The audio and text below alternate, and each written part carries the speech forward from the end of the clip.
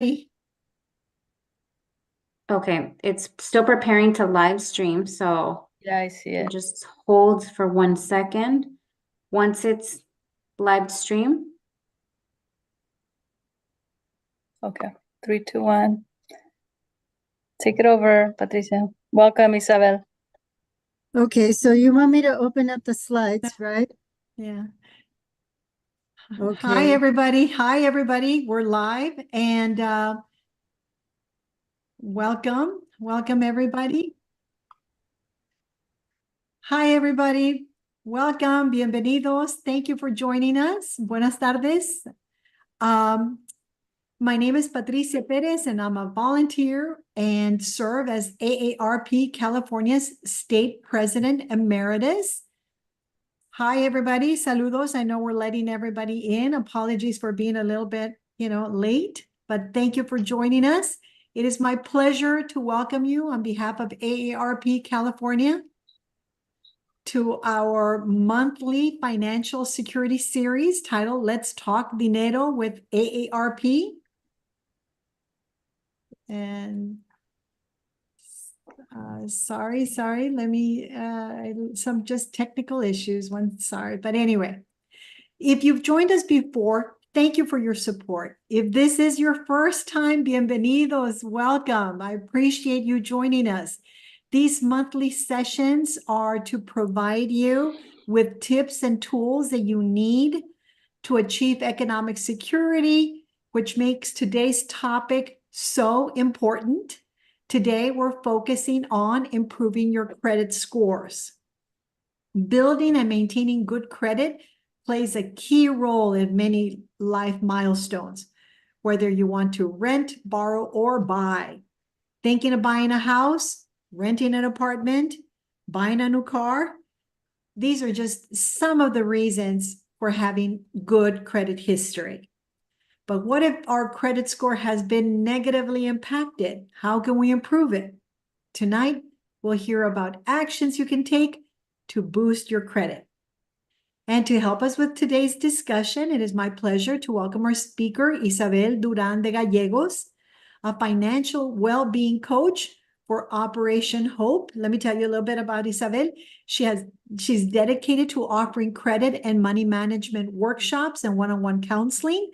Her mission is to provide foundational information on budgeting, savings, and credit report monitoring. She is certified as a HUD homebuyer workshop counselor and has more than 20 years of experience working with nonprofit organizations offering education, counseling, resources to people ready to reach their financial goals. So we try to bring you experts to share information and answer your questions. So if you have anything you want to ask, just type your questions in the comments or the chat. So Isabel, bienvenida, welcome. Please tell us a little bit about your work and what you do as a financial well-being coach. Thank you, Patricia. That was very sweet of you. Yes, I work with Operation Hope. I've been with them for 8 years. And prior to that, I worked for another credit counseling agency, and I learned a lot about foreclosure prevention. But here at Operation Hope, they have a mission to go out to the world, literally to the world. They want us to help as many people as we can understand, specifically learn how credit is created, who produces your credit report, and how the score is calculated. Because we're finding a lot of people having challenges. Sometimes they overuse credit cards and they don't know how to lower the balance. Sometimes there's a mistake, they don't know how to fix things, and so many other issues with credit. And so along with credit counseling, I delve into budgeting to help them understand they need to save money. So I work with a branch of Bank of America. They are our sponsors now. Operation Hope is a nonprofit. So we work with the sponsors who need our help. For instance, 2 years ago, Delta Airlines approach Operation Hope to see if we could help their clients, their employees. A lot of employees were having issues with credit. And so we created a special system for them. And then they hired coaches just for them, not for everybody else. So it's very interesting. And then 2 years ago, Bank of America joined us as our sponsor. And so I'm part of the Bank of America coaching. There's about 23 branches. So what I do is they send me clients that were denied credit and don't know why. What happened? I don't know. Today's conversation, of course, and thank you, Isabel, all the tips that you're going to be giving, it's applicable for everyone and whatever financial institution you work with or whoever you want to work with, it's up to you. So Isabel will answer your questions that can be general in terms of how to improve your credit scores. But Isabel, I want to give you an idea of who's joining us and to, start with a quick poll so you can get to know our audience a little better. Okay. All right. So if I can have my AARP colleagues, please help me. We have a very simple yes or no poll question. And Isabel, that'll give you good insight. And the question is simple. I know my credit score. Do you know your credit score? Please just yes or no. Just answer yes or no, please. Just let us know. Do you know your credit score? It's encouraging to see so many people. All right. All right. Thank you. Thank you. I'm going to end the poll. That was a really quick one. And you can see the results. The majority of people know their credit scores, which is wonderful. That's really good to see that people care about their credit scores. So thank you very much. So you can see, Isabel, that people do care about their credit scores, their credit history, and they know their scores. So I guess some of you may have questions if you have issues with your own credit reports or something that may be a bleep in your record and you have questions about it, please type them up in the comments. And after Isabel's presentation, we'll try to get to your questions. All right. Once again, thank you for joining us. I'm Patricia Perez, AARP California State President Emeritus, and we're joined by Isabel Duran de Gallegos from Financial Wellbeing Coach for Operation Hope. Isabel, take it away. Thank you very much. Yes. So the first thing I always tell everybody that we have 3 companies in the United States that produces your credit report: Equifax, TransUnion, and Experian. And they're the only companies. And the reason why they're the only companies is because they are 90 years old. They started way back when, before we even had TV, computers. And so they were doing reports to the banks for small businesses. They wanted to know that small businesses were able to pay back loans. And that's how they started growing. And nowadays, everything's done electronically because of the computer system. And they get your information when you first applied for your first credit card or your first loan. You gave the creditor authorization to look at your credit report when you gave them your name, address, phone number, date of birth, and social security number. And that goes electronically to these 3 bureaus, and they do the same work, all 3, and they're legit. The reason why they look different here is because nowadays businesses cannot copy each other. They have to look different. So they have different color letters, they have different size of letters. Their presentation is always a little different, and the score is a little different from each one, so they don't copy each other, but they have your information the same. So they're the ones who produces the credit report. And nowadays they add a score to your credit report to help the creditors and the lenders be able to make a decision quickly based on what's on your credit report and the score. It's, okay, I think I can give you a loan, or no, you're a little too low, or you don't have enough credit to really see what you could do. So the score came around 50 years ago by the name of company FICO. FICO created a system where they put a score to an activity that's credit. Like when you apply for a credit, your score goes down 2 points, and then it goes back up when you get approved for the credit, whether it's a loan or credit card. And then if you pay on time, your score goes up. If you don't pay on time, it goes down. So the score ranges from 300 to 850 points.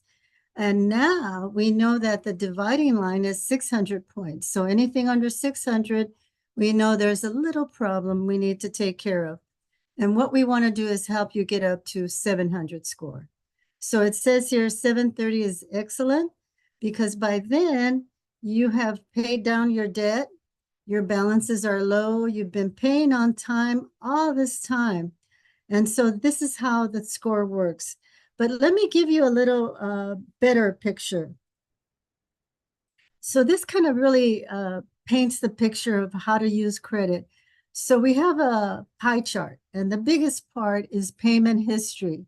So this means that it is so important. I almost want to scream. You got to pay on time. Regardless of anything, you got to pay on time. So, and I tell people, I know you know what it means to pay on time, but I just want to repeat it one more time. When you have a credit card or a loan and you buy something or you have to make a payment, make sure you pay it on time, even 2 days before, so it could be registered on time. And I know sometimes you don't get paid at the right date of your payment history. You need to really consider saving some money so you could always be on time. If you're late 1 day or 2 days, it does not show up on your credit report, but the creditor will send you a really sweet letter telling you you were late and you got to pay $20 or $30. And recently I got a letter from my favorite store, Target. They actually told me that they raised the late fee to $40. I don't know if I want to buy there anymore.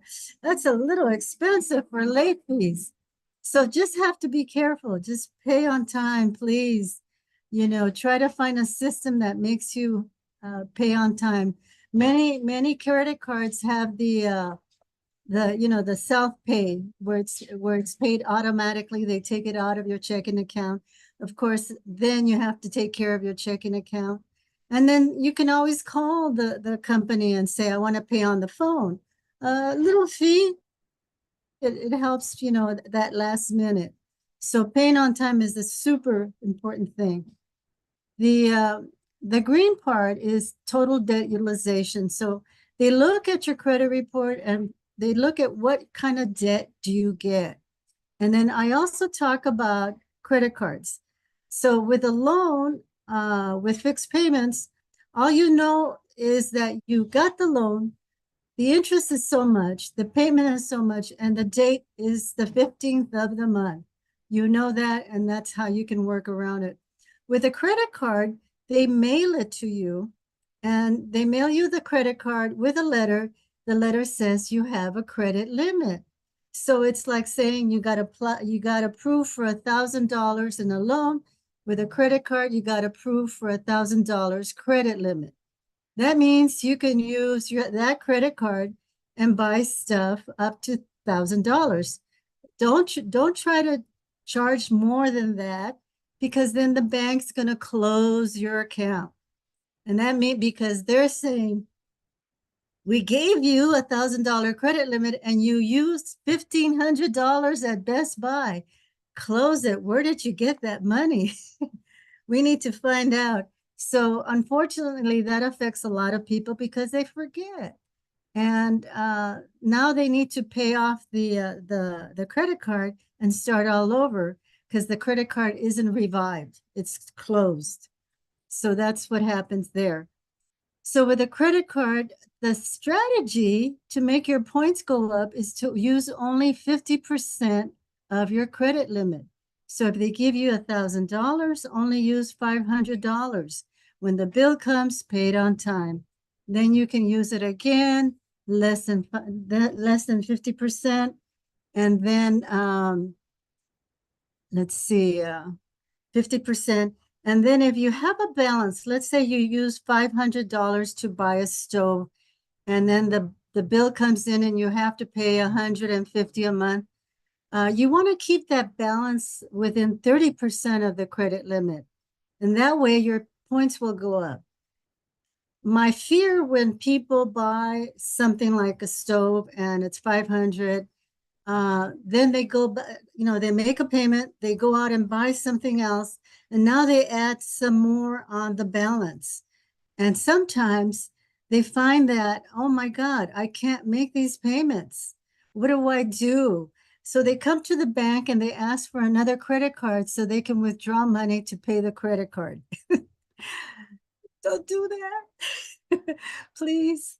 But wait a minute, pay it down so you could handle those balances, and that way you don't pay that extra interest that they charge when you go over. So that's two things. That's paying on time, 50% of your credit limit. That's going to help you keep those points going on. And of course, paying on time. The other parts are how long you've had credit history gives you points. And then having a mixture of a loan and a credit card gives you points. And then here, the yellow part. Oh my God. The yellow part says new credit.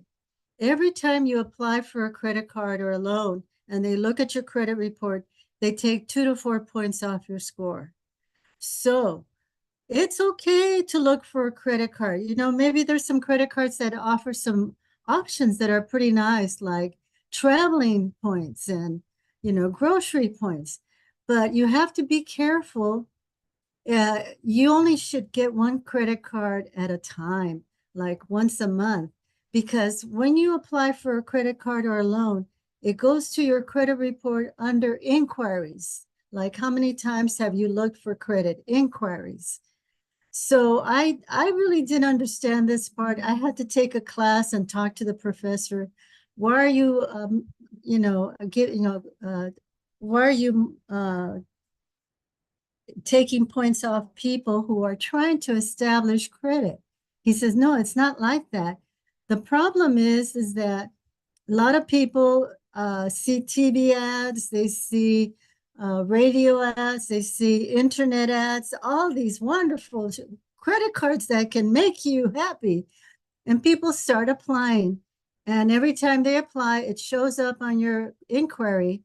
So if you have like 5 to 10 inquiries, the lender's going to look at your credit report and says, oh my God, this person is desperately looking for money. That's the first impression. That's what the teacher says. That's what you want to avoid. So again, you can look for another credit card, but you really only need 3 credit cards. A credit card that you can use to buy gas and food and other options that you can pay it back. You need a second credit card for a backup, like, build up the score to 700, use it once every 6 months, and just use it as a backup if an emergency ever occurs. And of course, a debit card. You always want to get some cash here and there, because sometimes where you go, they don't take credit cards. They only take cash. Okay, because they don't want to give you a receipt. These business owners. So you just need to be prepared and know these things so you can not get into trouble. So to improve your credit, your best thing to do is take a look at your credit report, see what's being reported. If you have some accounts that were late, talk to the creditor and see if there's something you can do with them. Can you help me out and fix this late? I paid on time, but I guess it didn't go through. Can you give me a discount on this? I help people with collections. Because I tell you can call a collection agency and ask for a discount and ask for payment arrangements to get rid of it from your credit report. But I get a lot of people who are afraid. They don't know, how do you talk to a collection agency? So I do a three-way call. I tell the collection agency, I'm Isabel from Los Angeles. I'm a HUD certified coach. I have your client here. I'm trying to help your client. They had a little, drawback, and they're trying to recover, but they want to pay. They just don't pay. They can't pay everything. Can you give us a discount? Sometimes they give me a discount. Sometimes they give me a little discount. But a lot of times the clients are saying, yeah, I can make those payments. And it will take them 3-4 months to pay off the collection, and they can start all over again. So everything is doable. Everything is workable. You just have to look at your budget and find out if you have a little extra money from the income that you bring in and the living expenses that goes out. If you have some money left over, start saving part of it and start paying down your debt so you could be more comfortable. Yeah. For those of you, who just joined us, thank you so much. We are recording this session, so don't worry if you missed anything in your notes. You'll be able to view the recording later. So thank you so much, but just know, later we're going to make this video available. So in case you missed any of the notes or any of the tips that Isabel is sharing, just know you can watch the video. Sorry, Isabel, do you have another slide? You have more slides? Adriana, the slides of the credit builder. Do you want me to start with that?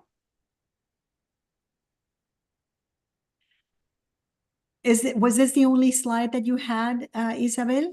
Well, no, actually, there's a little more information. Do we have time? Yes, I mean, if you Okay. want to do that. Yeah. What I wanted to do, well, this explains what I explained about each part. But let me talk about types of credit. So you basically only have credit cards, home equity line of credits, personal loans. These are all the types of credit. You have installment loans like mortgages, student debt, car payments, and personal loans. So one is a revolving credit like credit cards and home equity line of credit. And the installment is they approve you for a certain amount, and then they tell you what your payments are and the interest, and then you just pay it off. I do want to talk about car payments. I get a lot of people who really worked hard to get a car, and then after 6 months, they realize, I really can't afford this, and they don't know what to do. So if you're in that situation where something happens, you really cannot make the car payment, the options are you sell the car, and that money you sell it with, you pay up the contract. Because when you buy a car, you sign a contract. And that's what worries me about people, is that they don't make payments, and next thing you know, the dealer comes in and repossesses the car. And next thing you know, they clean up the car, they sell it at the place where they sell used cars, and whatever money they can get for their car pays off some of the debt that you left, and then whatever's left is going to be on your credit report. So you just have to be careful with that and understand that that may affect your credit report, because now you have a repossession there. So one of the things you can do is call back the dealer, tell them you can't afford it, you want a receipt that you gave them the car, and then can they give you some kind of payment arrangements? Because if you don't do anything, nothing is going to be done for you. That's how the car dealers are. They'll take the car. Yeah, come on, bring in the car, or we'll take it. But no paperwork is ever done unless you ask for it. Yeah. And so Isabel, I try to help people. sorry, do these having like regular installments, do they help improve your credit? Sorry, just so we can get into like the, how to help people either improve their credit or build good credit history. So having paying on time, whatever it is that you're getting, just paying it, that helps improve your credit score, correct? Right. Yeah, if you get a loan, an installment loan, like a personal loan or a student loan, every time you make a payment, your debt goes down. And as your debt goes down, your score goes a little bit up. Okay, so it's trying to Mhm. get that credit limit higher and the balance low. Got it. The best thing is just keep that balance low. Keep the As well balance as credit low cards. and pay on time, like you were saying. Yeah. Yeah, pay on Okay. time and Okay. pay it down. You can leave a balance of $100 or $200. Yeah. But once you get up to $500, you're not going to get scores. You need to lower that balance and keep that credit limit up. And then that's connected also to the installment loans. Keep the payments on Yeah. time. That And really makes a difference. And Isabel, what about people who have like a bad ding on their credit, like, something, they just went through a tough time and they were late. How can they improve their credit score? Well, usually when people have a hard time, or for example, we had COVID and a lot of people were not working during COVID or were sick during COVID. And of course, they couldn't take care of their credit history. So we need to look at the credit report and see what is it that we need to clean up. Mostly it's credit collections that haven't been paid, and medical bills. And now Consumer Financial Protection Bureau has stated that any medical bills under $500 can be removed. All the others we have to look in and see how much it is and how long it had been on your credit report. But each account can't be fixed. It's just a matter of understanding that you will have to repay the debt unless the debt is older than the 4-year what is that maximum amount that you owe. It has a life on it. So if you have debt that's 4 years old or older, let's say 10 years old, you can ask to be dismissed from that because according to the California law, you really don't have to pay the debt if you can't. So those are some things that we can approach to help the client restart their credit report. Yeah, perfect. And Isabel, if you're renting an apartment or a house, I know that I guess if you fall back on your payments, that will affect your credit, right? But where does that those payments fall into? What category would that fall into? If you're renting, normally I don't see late payments of rental on credit reports at all. I see when they don't pay them at all, and it goes to a collection agency. So if they're renting into a building that has a corporation above it, and you eventually move out and don't pay the rent, then the corporation sends you to a collection. They hire a collection agency, then the collection agency will appear on your credit report. Yeah. So but it would be up to the lender, right? For them to kind of like report you, I guess. Yes. Okay. Yeah. All right. Uh-huh. All right. Do you have Yeah. other slides or was this the last one? Oh, no, I wanted to just go over this. Everybody gets Oh, confused. perfect. Please. Yes, this looks interesting. Yeah. Well, I want to say like around 40 years ago, a lot of the corporations met with the 3 credit bureaus, and they were saying that a lot of their clients don't have good credit scores, and so they're not buying the items that the corporations were selling. Can you help us out? So the credit bureaus said, okay, we'll do this program where they would leave if you have collections on your credit report and you haven't paid them for 7 years, and it takes, after a little more than 7 years, remove it from your credit report so your score can go up, and that way you can apply for credit. But I have to warn you, it doesn't say anywhere that it's forgiven. It's just not on your credit report. What happens is the collection agencies sells the debt to another collection agency, or they sell the debt to another office. And I hope to God it never comes back to you from an office that follows you. And when you get a car or when you get a house, they're going to put a lien on your property because they're still collecting money. Okay. So please just be aware that yes, your collections can be taken off, but doesn't mean you don't owe it. So just be careful. Try to pay it off.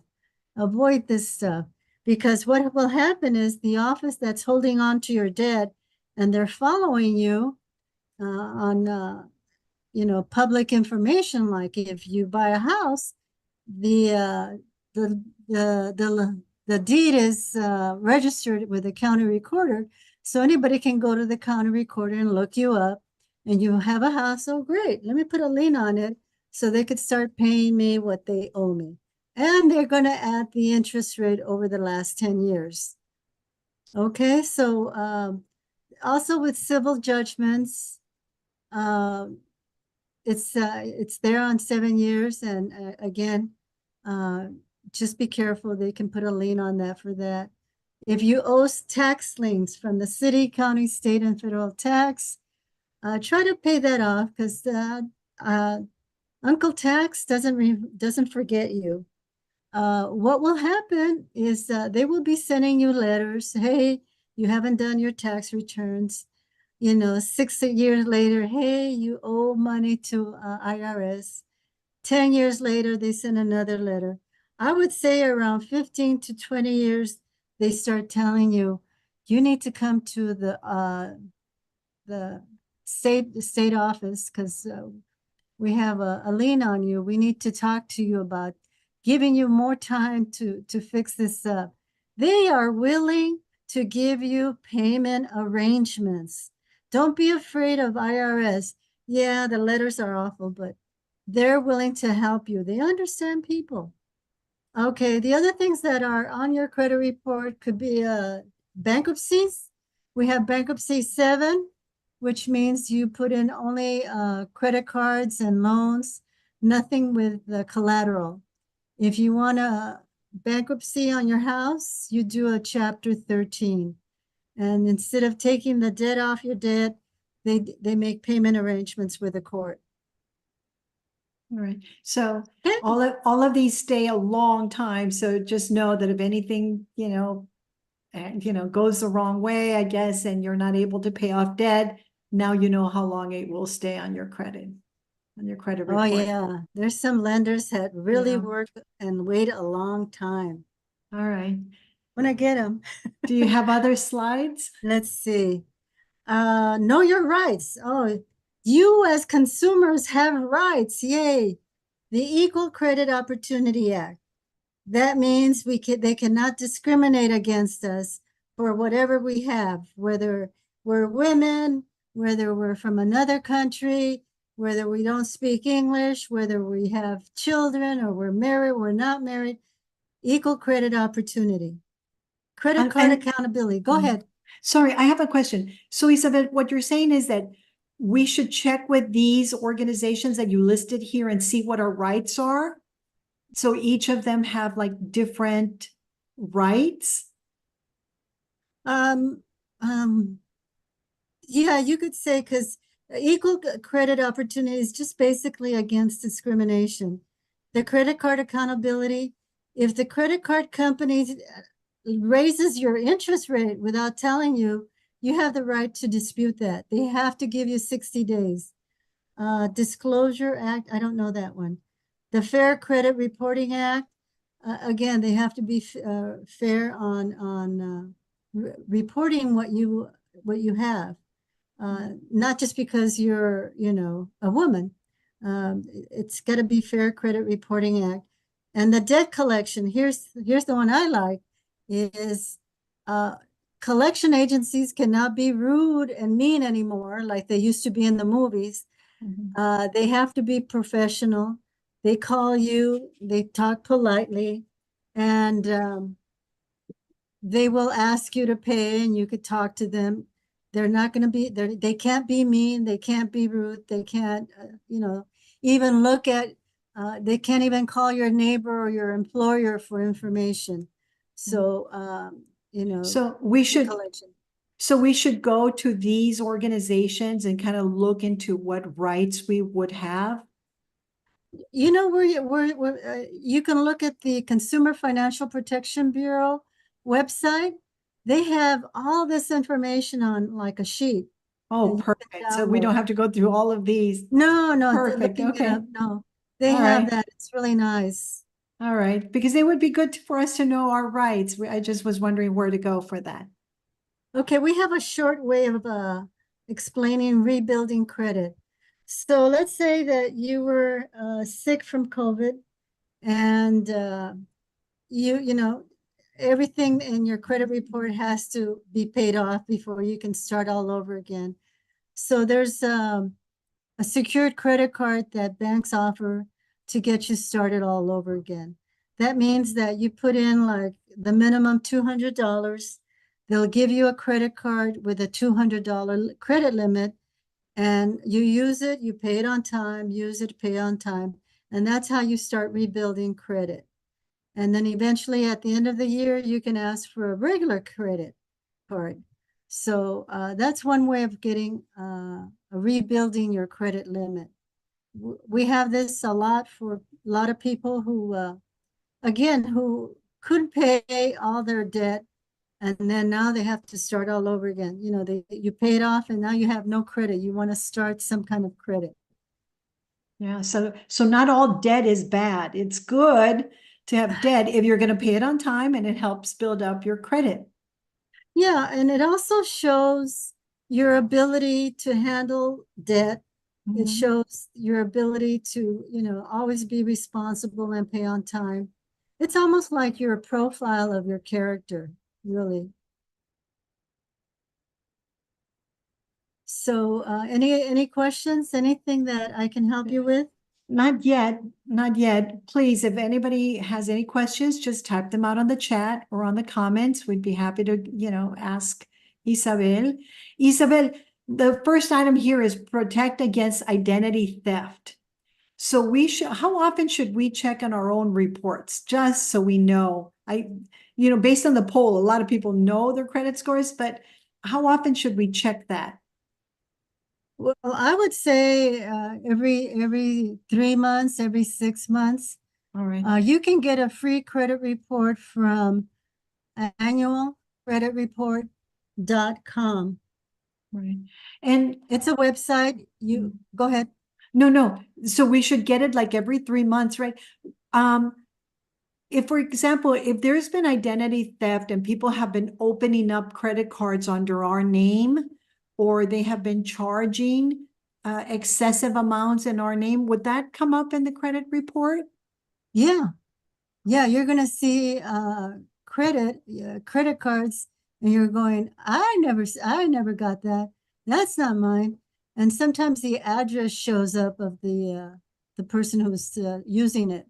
Oh, And the thing to do is get a copy of your credit report, and if you see fraud stuff, you go to the police station and you ask for identity theft report. You show them the credit report, show them that there's three items and the address, and I know that someone's taken my number, and they'll go, okay, well, they fill out the 2 pages, and that's it. They're not going to investigate, but at least with that report, we can write dispute letters to the credit bureaus to have them removed, and that way you're not responsible. okay. So we would not need to contact whoever issued the credit card. We go to the bureaus themselves? You don't know who issued the credit card. Oh, wait, you do, the bank, right? Yeah, if they opened up at a store, if they opened up at the bank, whatever, using our information. So we should go to the credit bureaus? Yeah, absolutely. Perfect. So if we get a report, then we see some items there that do not look familiar. we should dispute them, right? We should check. Oh, yeah. All right. Oh, yeah. Um, You want to stop that. Yeah. Isabel, what if we, get our report and there's some credit cards that we haven't used in forever. They're just there on the report. Should we close them or does that look bad on our report? Should we just kind of leave them? If you don't use credit cards in 11 or 12 months, the creditor will close them for you. Okay, And then you can't use them, then you have to start all over again. all right. Do they show up on our credit report as, Closed, closed? yes. And what happens when they close a credit card? You lose that credit limit. right? But It does goes it, down. Yes. but does that affect our credit score? Yeah, a little bit. It goes down a little Right. bit because you're losing that credit limit. All right, let me tell you, this was years ago. I haven't done this recently, but years ago, I used to open up credit cards. Like I would go to a store, buy something. They'd say, if you open up a credit card, you get 10%. Based on how much I was buying, in my mind, I would calculate if it made sense. So I'd open up these credit cards, I'd get the statement, and then I'd pay it off. Right? So I would have all these credit cards that were just kind of like there that I just used them and opened them in order to get one-time discount. I guess that's not a good thing to do. Well, you didn't overuse it like I did. I went to a mall. All the stores were giving 10%. And by the time I got home, I lost 50 points because I was applying to all of them. And then it was hard to pay off the credit cards because the interest was so high. Yeah. So, yeah, if you don't use the cards, they'll close them on you. Okay. All right. Uh-huh. All right. So good. How about, do you have other slides or do you want me to just ask you some additional Let me questions? see. No, I No, don't that have was any it. more. Any questions from the audience? Well, I actually have some questions. You mentioned the three credit bureaus that do they have different, you said they have to do it independently. So no matter who you go with, will your credit score be different based on each of the bureaus? A little bit different. They're kind of close, but it's a little, they have to look different. All right. So Yeah. we go to annual credit report, they give us in a way three reports from each of the three? No, they give you one report from one credit bureau per month. So if you go today, you get one credit report from Experian. Next month, you go to Equifax, and the third month, TransUnion. Okay. So, But it then- might be a little bit different between the bureaus. yeah, they have to look different. And if you're interested, when I do coaching, I am able to go into TransUnion and pull your credit report for free. And it's a soft pull because I'm not giving you credit, I'm coaching you. So that's one of the benefits of Operation Hope. Okay. Isabel, what tips do you have for people, for example, right now they have some debt and they're paying it off and they have credit cards that they're paying off, but that all of a sudden they have a financial setback. Maybe there's an illness that takes your income. Maybe, job is not what it should be. You're not, bringing in as much. Is there anything that you can do before it affects your credit score, or you're pretty much locked in? Well, by the time that people admit they need help, it's probably a little late. But I would suggest right now is to look at your budget, do a budget. What does that mean? You make a list of your living expenses, rent, utilities, telephone. I don't know if you have transportation, whether a car or a bus pass, food. How much do you spend a month to live? And what is your income? Does your income fit the expense of living? You may need some help, like, food banks. I think there's a lady that I work with, and she's in social service, and she takes up applications to get discounts on the gas company. Things like that can help you. But if you have credit because you're trying to supplement your income, you really, really have to be careful when you do that, because then you get used to using credit to supplement your income, and then you don't have the money to pay back. Then they close your credit, and then you don't have any money. So I really want to avoid that by looking at your budget, suggesting this and that. Like, don't eat out so much. Cook something healthy to stay healthy.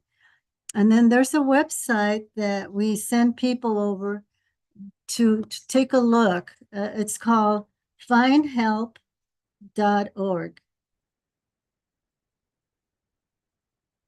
And sorry, and that site gives you ideas on how you can reduce your overhead, your expenses? No, they give you some really live options. So if you go to the website findhelp.org, you're going to open up a page and it's going to ask you for your zip code. You put in your zip code, and then the next thing you get is 10 options to help you. Could be housing, food, school, loans. There's a list of places that can offer you loans, clothing, all kinds of stuff. It's amazing. But you have to go in and start looking and do your little homework and call the Yeah. people and say, how can I help you? Yeah, it's just that I'm thinking that most people just have, some credit card debt that you're paying off slowly. If you don't need to pay it all, at time you just pay it off slowly. And I was just wondering if all of a sudden, you find yourself in a bind.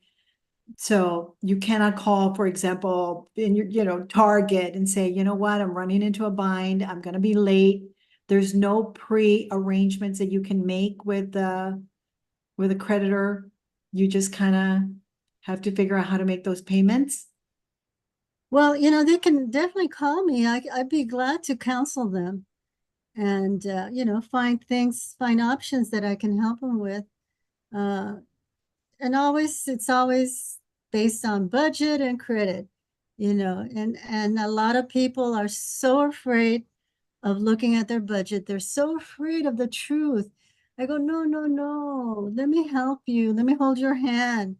Let me tell you that it's going to be well. It's just a matter of finding what can we control. Yeah. So I And help people with it.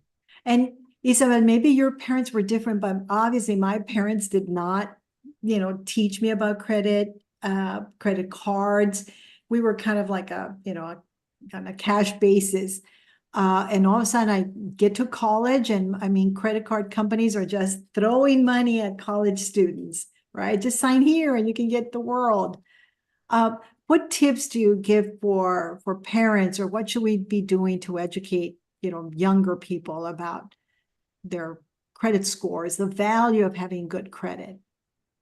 Well, as an example, my mom was very strict with money because she came from a poor village in Mexico, and then we come to the United States, and she works, and she was always good with money because she didn't spend any.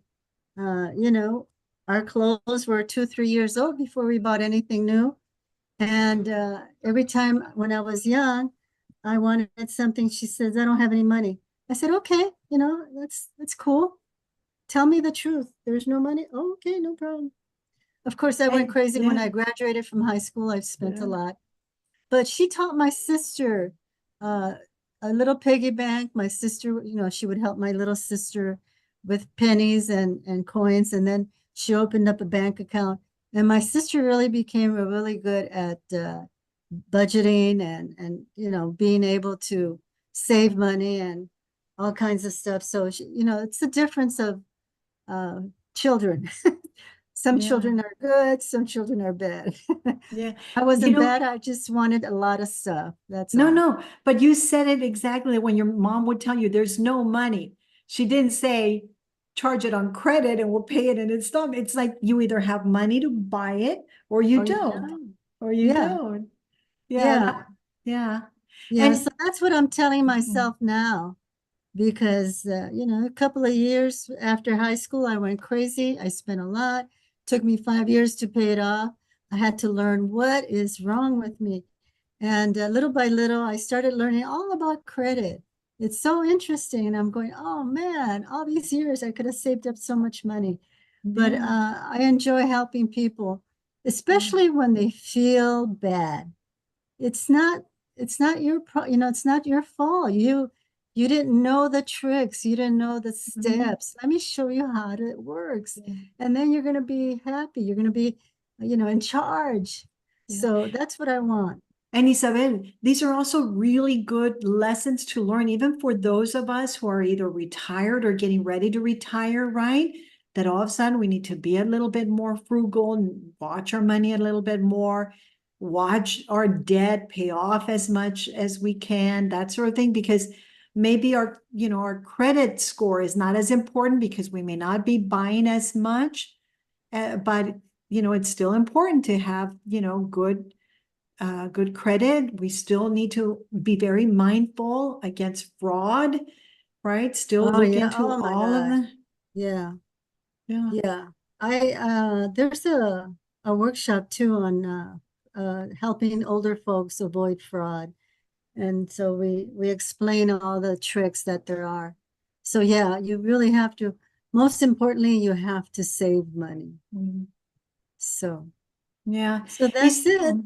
And so Isabel, do you have any final advice or comments you want to give our audience? Don't be afraid to ask questions. You go to get some credit, ask them, what's the interest rate? What does that mean on paper? Show me the interest rate. It's 27%. And so if I put $100, how much is that? You Yeah, don't be ashamed. Ask, I'm going to do business with you, but what does that mean? yeah, What does this mean?